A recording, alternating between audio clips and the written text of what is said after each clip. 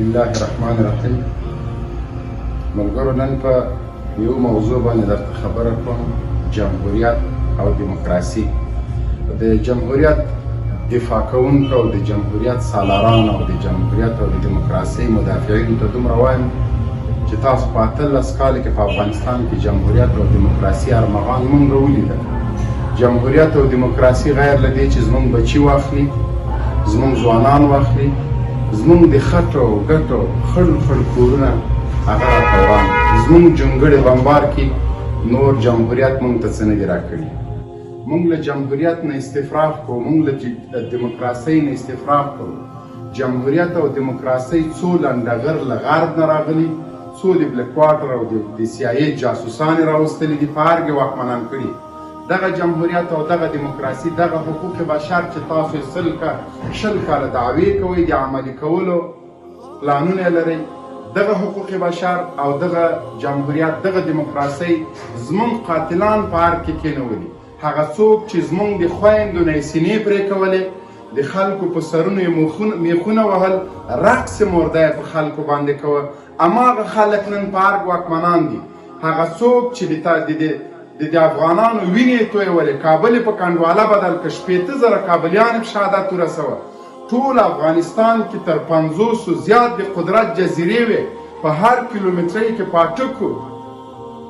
هماغه خلک حقوق د بشر، هومن رایټس، نور نړیوال سازمانونو، همدغه غله، همدغه غاصبین، همدغه قاتلان، همدغه خلک چې عام مظلوم افغانان په شهادت رسولي وو، په هر کې 18 کاله 20 کاله په موږ واکمنان کړل. هماغه خلکو زموږ وینې وزبېښلې. دا طالب و چې دغه ظالمان، دغه وحشیان، دغه درندگان، دا د انسان په جامه کې شیطانان تر کولابه پورې وزغلول. لیکن همدغه جمهوریت، همدغه صلیبي صرف، همدغه حقوق بشر، همدغه نړیوالې ادارې، همدغه امریکا، همدغه اروپایي اتحادیه چې مونږ ته د بیان ازادي راکوي، مونږ ته حقوق راکوي، همدغه د زمونږ قاتلان په ارګ باندې کېنول. همدغه و چې دوباره د مونږ وینې زبېښلو ته یې راوستل. همدوی و چې د بپین جاوید تر وزر لاندې زمونږ ښایسته په شرایط روښانه وطن او حکومت یې ونړول.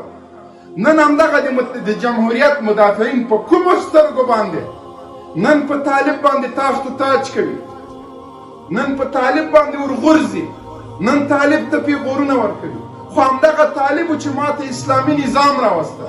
زه له دغه شرخوکو، له دغه جولاګانو، له دغه پردي پالو نه خلاص کړلم. یو واحد افغانستان راته جوړ که، ټوله نړۍ اشر وکړه.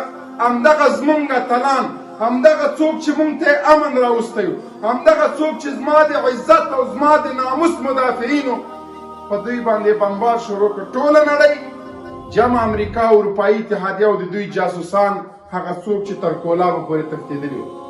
یوه خبره ارګمشینانو په خلاصو غوږونو باندې واورئ: مونږ قرباني د دې په خاطر نه ده ورکړې چې 20 کاله مو مونږ وژلو، اوس به په ارګ کې ته اوسېږې، اوس به قدرت هم ستا وي. طالب تسلیمیږي نه تا ته، ځکه دا جګړه طالب د حافظانو د قرآن، د علماو، د دې وطن د اصیلو بچیانو په وینو باندې ګټلې ده. طالب هیڅکله نشي کولی چې تا سره په داسې یو نظام هوکړه وکړي چې هغه ستا په خوښه وي. موږ په افغانستان کې شرعي نظام غواړو، اسلامي نظام غواړو، لا دومره قربانیو ته تیار یو. په هر کې ناستو ټامیانو، غلو،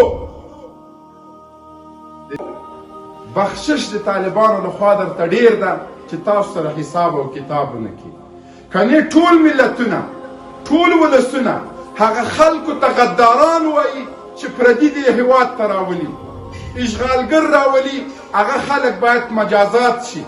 لیکن دا چې اسلامي امارت تاسو سره حوصله کوي، د دې ملت د راتلونکي دپاره نه غواړي چې دا جګړه نوره اوږده شي، نو په دې کې به مو خیر وي چې سرونه کته کوي، لاسونه جیګ کوي، مړې سترګې له دې هېواد نه یا به وځئ، یا به مجازات کېږئ، یا به شرعي نظام منئ. ځکه که چېرته دا جګړه تاسو ګټلی وای، دغه د ارګ ټامیانو ګټلی وای، صلیبیانو ګټلی وای، اشغالګرو ګټلی وای نو زه درته په یقین وایم هغه څوک چې لنګوټی په سر د تاسو به ژوندی نه و پرې کوي. دا زموږ مقاومت د دې ملت استقامت او قربانۍ وې چې دا صلیبي لښکر یې ماتې کړلې، د هغوی جاسوسان یې مات کړل. تاسو به یک تنها افغانستان کې سوله او امنیت زموږ لومړیتوب ده، لیکن داسې نه چې دلته به دیموکراسي او جمهوریت وي، شرعي نظام به وي. که ما جرم کوه زما د سر او لاس غوڅ شي، که تا جرم کوه ستا به غوڅېږي. دا چې بلند منزلې دی اسمان سره خولې لګوي، دا جمهوریت ځکه ته غواړې. همدغه جمهوریت همدغه دیموکراسۍ زما د خټو کور وران که، همدغه جمهوریت او دیموکراسۍ زما شرعي نظام وران که، همدغه جمهوریت او دیموکراسۍ زما بچي په باروتو باندې کباب کړل، همدغه جمهوریت او دیموکراسۍ زما د خویندو د وا معتصما چغې پورته کړي دي. همدغه جمهوریت او دیموکراسي و چې زه په وطن کې ځای نه لرم زندان ته به ځم. ته به فحشا کوې، ته به په هر کې 11 رقمه غوښې خورې. له اروپا نه راغلي سوسیال خواره به په ما حکومت کوي. زما وینه تا ته ارزښت نه لري، زه تا په هر کې نه غواړم. زما وینه تا ته ما د ملت وینه تا ته ارزښت نه لري، تا ته د یو اشغالګر د یو امریکایي د یو ظالم وینه ارزښت لري، تا ته د دې ملت وینه ارزښت نه لري. موږ ته هغه څوک واکمنان پکار دي چې زما د وینې، زما د عزت، زما د ناموس، زما د خپلواکۍ او زما د مختارۍ چغې او نارې وهي او د همغه دپاره قرباني ورکړې. السلام علیکم ورحمت الله وبرکاتو.